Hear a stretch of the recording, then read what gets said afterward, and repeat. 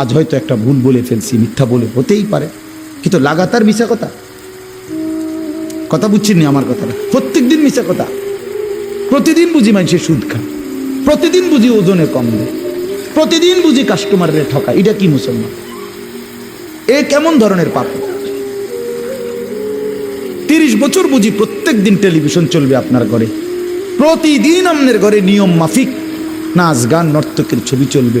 আপনাদের আখিরাত নাই? আপনার বিবি বাচ্চার আখিরাত নাই? তো এরা মরলে কোথায় যাবে? তাদের পরিণতি কি হবে? আর আমি বাবা হিসাবে, অভিভাবক হিসাবে কি দায়িত্ব পালন করলাম?